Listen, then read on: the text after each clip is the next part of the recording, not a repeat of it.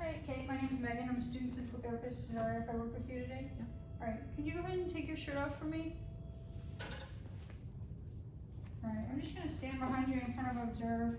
I'm looking at all the lumbopelvic landmarks, so iliac crest. Here, go ahead and turn this way. Iliac crest, PSIS, S2. I'm looking for symmetry in the height of her iliac crest. Looking at her posture, her scaps, everything. Alright, so I'm going to have you go ahead and you'll turn this way for me. And then I'm going to have you bend forward and try not to bend too much from up here, just kind of at your waist, okay? Good. Good. A little overpressure. Good. Alright. Now, don't let me move you. Good. Come back up. Any pain with that? Good. And can you put your hands on your hips for me? And now you're going to bend backwards. Good. Same thing here. A little overpressure. Alright. Don't let me move you. Good. Relax. Any pain with that? Okay, great. Can you now go down to the side? You can use your hand, put your arms by your side. Good. Here, overpressure. Okay. Don't let me move you. Good. Now, bend to the other side. Good. Overpressure. Alright, don't let me move you. Good. Relax. Alright. So now we're going to do what's called an H&I test. You don't have to do this with all patients in the scan, but for this particular patient, say she presented with back pain, we would want to assess the quadrants as well as each individual plane of motion. So what I'm going to have you do is I'm going to have you bend sideways like we just did, and then you're going to come forward. Okay, so come forward towards me. Good. Any pain with that? No. Alright, so I'm using this as a mobility test and provocation. So now we're going to, to the side. This also tests for instability of the lumbar spine. Good. It's a good screen for that. It doesn't necessarily tell you where the instability is, but it could tell you, indicate presence. Okay, so now we're going to bend forwards first and then come to the side. So go ahead and bend forward for me, and then come to this, bend to this side. Good. Come back to the middle, bend to the other side. Good. Back up. Okay, any pain with that? Good. And she didn't show any signs of instability, but you're looking for things to be different in one quadrant or another, lack of mobility or pain in a quadrant. If it's the same in the H and I, same quadrant, that would be an indication of like a facet problem. And then if it's different, if the results are inconsistent, that would lead you to think that there's an instability problem. Okay, so go ahead and face me now. Good. So I want you to just do a full squat. Just do a normal squat. Good. How's that? Good. Okay. Great. So that's just a good functional screen of range of motion and strength at the hip, knee, and ankle.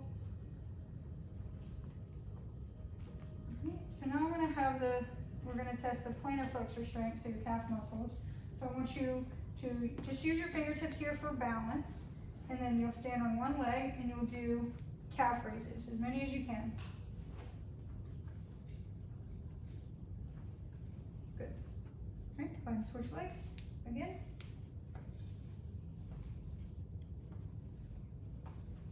Good, relax.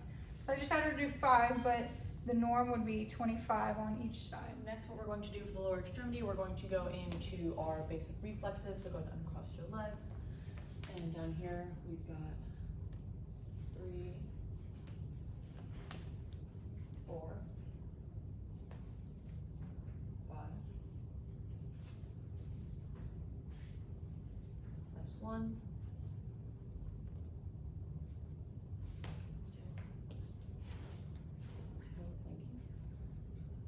2. Okay. We're going to do our upper motor neuron, so check for clonus. And we're going to do a Babinski.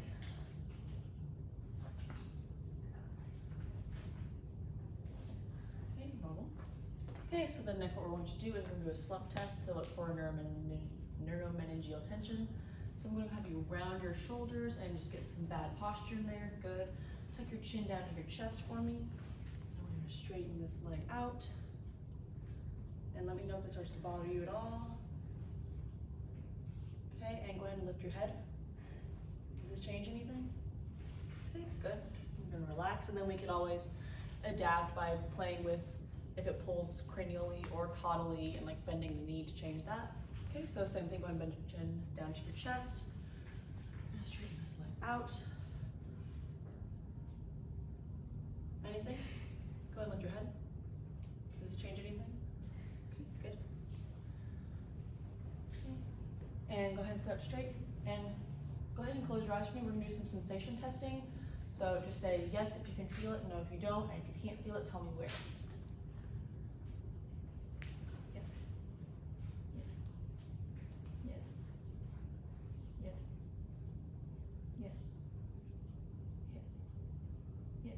Perfect. Okay, and go ahead and lay on your back for me. And straighten your legs. Also, can you bring this knee to your chest? Good. Got some overpressure, okay. And don't let me move you.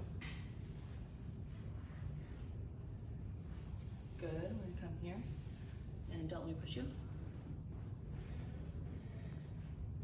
Good, and we can already see that the hips can at least get to neutral while we're here, and they can be checked further in prone. So we're gonna bend this knee. Feel okay? Mm-hmm. Come here to 90. Don't let me push you down. Good, don't let me pull you up. Relax. And opposite side, go ahead and bring this knee to your chest. Feel okay? Don't let me pull you. Good. Don't let me push you. Let me push you. Very nice. I'm gonna bring this down. Relax. Okay? Mm-hmm. Okay. Don't let me push you down. Good. Don't let me pull you up. Good. Relax. And come here. Go ahead and bring your feet towards your shins. Good, and don't let me pull them down. Very nice. And big toes up towards your shins. Don't let me push them down. Very nice, okay? So now we're gonna go into a straight leg raise. So I want you to dorsiflex, internally rotate, and adduct. Let me know if it starts to bother you. No. Okay, and we'll go as high as we can until we get that tension in there.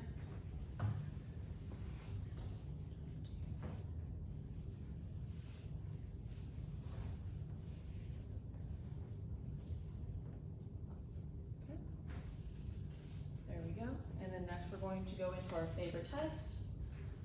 So it is a flexion, abduction, and external rotation. We're going to come here, stabilize the contralateral ASIS, down, get a sense of that mobility, provocation. Like that, and cross it over the ankle.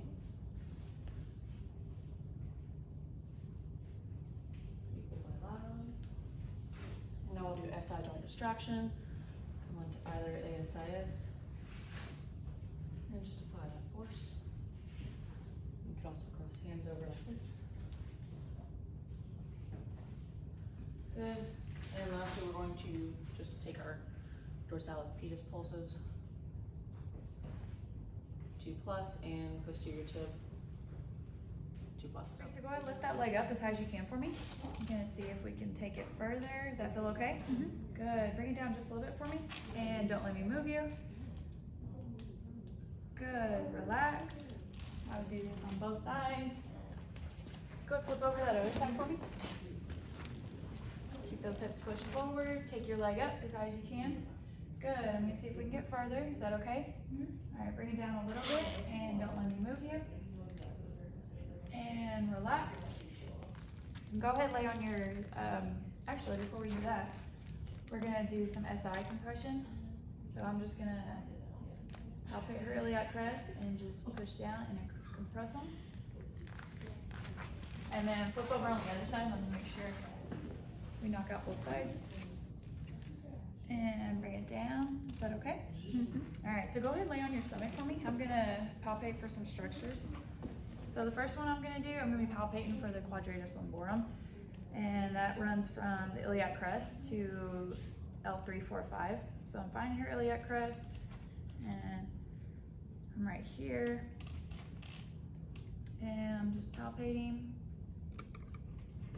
And then I take it to the other side. And with this, I'm looking for any hypertonicity or tenderness with palpation. The other structure I'm gonna palpate is piriformis. So I'm coming right here. And I'm asking the patient, how's that feel? Is that okay? That's fine. Is that okay? And take it to the other side. And again, I'm still palpating for hypertonicity or tenderness with palpation. So while I have her on her stomach, we're gonna run through some PAs.